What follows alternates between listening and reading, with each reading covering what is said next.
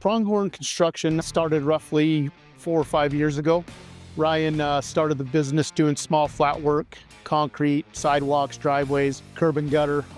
Wanted to keep things growing, so he brought some more people on to develop the company into a bigger contractor. We started chasing work for UDOT and some of the municipalities, and we went from 5 million 2 years ago to 27.5 million this year. So the company's grown big. We're doing a lot of road reconstructs, a lot of utility work, underground pipe. I think for us, one of the challenges that we were aware of was just trying to manage the growth so quickly with our people and with our trucking. That's been one of the biggest things for us to try to navigate through and manage, and making sure that we're being efficient, right? That we're trying to track our costs. When you grow so quickly, some of those things can slip through the cracks. So that's been one of the biggest challenges. One of the things that we wanted to try to prevent ourselves from getting into is having that fleet truck and dealing with some of the stuff, that the compliances that you got to meet and whatnot. And the Thunder Creek has really helped us be efficient, because our guys aren't going to the fuel stations to fill up their fuel cells. You know, we don't have a guy that's having to run, especially scattered as we are with projects. We don't have a guy that's scattered throughout the whole valley trying to chase down and get everybody fuel. So they've been a real good asset to us, to where, hey guys, we've got fuel up here.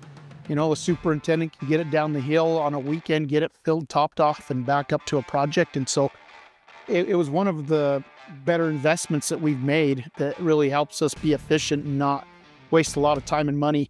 When it comes to DEF, we'd buy it in bulk, but guys would still run out or forget to bring it. So they're traveling back and forth or filling up and not running a machine. For instance, the project we're on right now, right? We're roughly 40 miles from our home base. So if a guy didn't pack things from the bulk that we bought and that's in the yard, he's now driving down to the local gas station and paying a markup price on something to keep himself going. So again, to be able to have this now with fuel, with DEF, with our grease and oil and all that kind of stuff, it's time saving, which costs money, right? And so it's all beneficial to us. One of the things that intrigued us is the no CDL, no hazmat requirements. There's a lot of red tape a lot of the times, right? A lot of restrictions that can happen. For us to find something that we know we can entrust our people with, right? Because we haul a lot of equipment, and know that we can get our materials up there, like I said, like our fuel and our grease and oil and whatnot. That was big for us, right? Because again, at the end of the day, we're talking the salary of another person, the maintenance on the truck. It just made more sense for us to go this route from both a paperwork standpoint and a money standpoint. So when you do a cost analysis on what a guy in a actual fuel truck is going to cost you, I mean, if you got a guy that costs you $50 an hour, right? 10 hours, $500, and then sometimes equipment isn't getting fueled, right? So equipment is shut down. It could cost you up to $30,000, $40,000 a year just in downtime per project.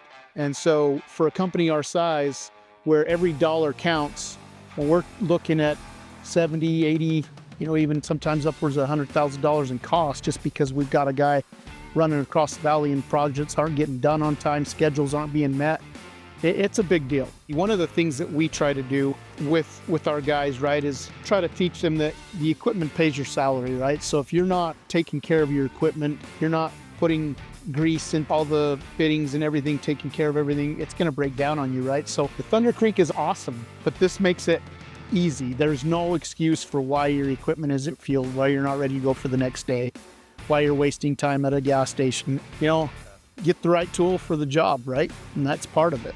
It's a big deal to have something like this Thunder Creek